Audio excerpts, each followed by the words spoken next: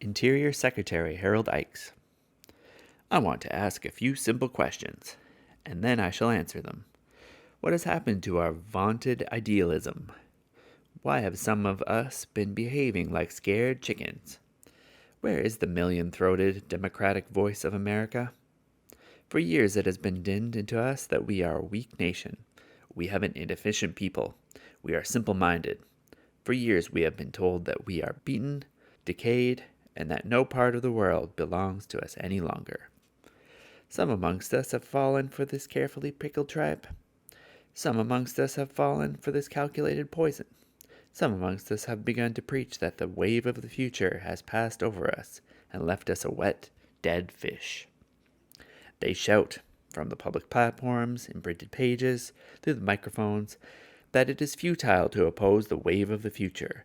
They cry that we Americans, we free Americans, nourished on Magna Carta and the Declaration of Independence, hold moth-eaten ideas. They exclaim that there is no room for free men in the world anymore, and that only slaves will inherit the earth.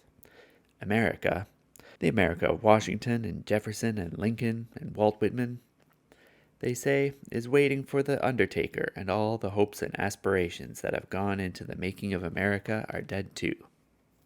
However, my fellow citizens, this is not the real point of the story.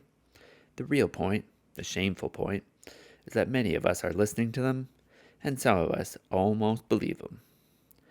I say that it is time for the great American people to raise its voice and cry out in mighty triumph what it is to be American, and why it is that only Americans, with the aid of our brave allies, yes, let's call them allies, the British, can and will build up the only future worth having.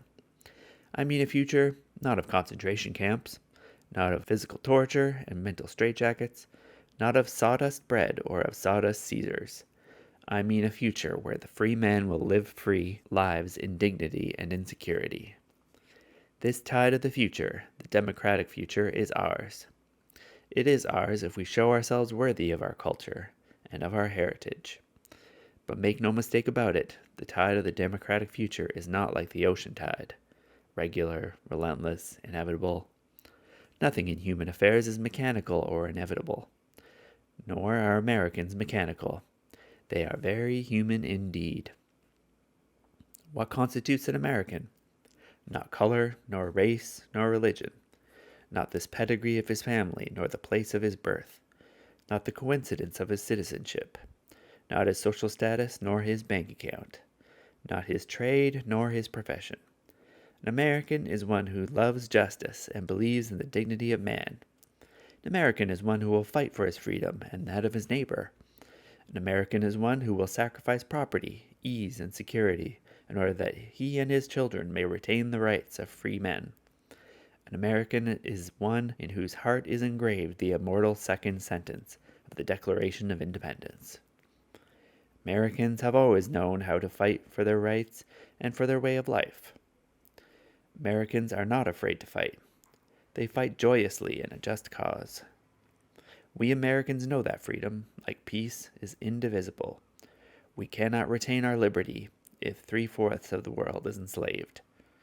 Brutality, injustice, and slavery, if practiced as dictators would have them, universally and systematically, in the long run, would destroy us as surely as a fire raging in our nearby neighbor's house would burn ours if we didn't help to put out his. If we are to retain our own freedom, we must do everything within our power to aid Britain. We must also do everything to restore to the conquered peoples their freedom. This means the Germans too. Such a program, if you stop to think, is selfishness on our part. It is sort of enlightened selfishness that makes the wheels of history go around. It's the sort of enlightened selfishness that wins victories. Do you know why? Because we cannot live in the world alone, without friends and without allies.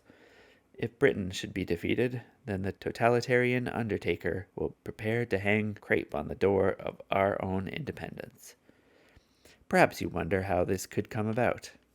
Perhaps you have heard them, the waivers of the future, cry with calculated malice that even if Britain were defeated, we could live alone and defend ourselves, single-handed, even against the whole world. I tell you, this is a cold-blooded lie. We would be alone in the world, facing an unscrupulous military economic bloc that would dominate all of Europe, all of Africa, most of Asia, perhaps even Russia and South America. Even to do that, we would have to spend most of our national income on tanks and guns and planes and ships. Nor would this be all. We would have to live perpetually as an armed camp, maintaining a huge standing army, a gigantic air force, two vast navies. And we could not do this without endangering our freedom, our democracy, our way of life.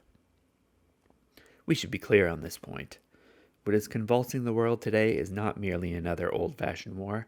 It is a counter-revolution against our ideas and ideals, against our sense of justice and our human values. 3 systems today compete for world domination. Communism, fascism, and democracy are struggling for social, economic, political world control. As the conflict sharpens, it becomes clear that the other 2, fascism and communism, are merging into one. They have one common enemy, democracy. They have one common goal, the destruction of democracy. This is why this war is not an ordinary war. It is not a conflict for markets or territories. It is a desperate struggle for the possession of the souls of men. No, liberty never dies. The Genghis Khans come and go. The Attilas come and go. The Hitlers flash and sputter out. But freedom endures. Destroy a whole generation of those who have known how to walk with heads erect in God's free air, and the next generation will rise against the oppressors and restore freedom. Today in Europe, the Nazi Attila may gloat that he has destroyed democracy. He is wrong. In small farmhouses all over Central Europe, in the shops of Germany and Italy, on the docks of Holland and Belgium, freedom still lives in the hearts of men. It will endure like a hardy tree gone into the wintertime, waiting the spring. And, like spring, spreading from the south into Scandinavia, the democratic revolution will come, and men with democratic hearts will experience comradeship across artificial boundaries. These men and women, hundreds of millions of them, now in bondage or threatened with slavery, are our comrades and our allies. They are only waiting for our leadership and our encouragement, for the spark that we can supply. These hundreds of millions of liberty-loving people, now oppressed, constitute the greatest 6th column in history. They have the will to destroy the Nazi gangsters. We will help brave England drive back the hordes from hell who besiege her, and then we will join for the destruction of savage and bloodthirsty dictators everywhere. But we must be firm and decisive. We must know our will and make it felt, and we must hurry.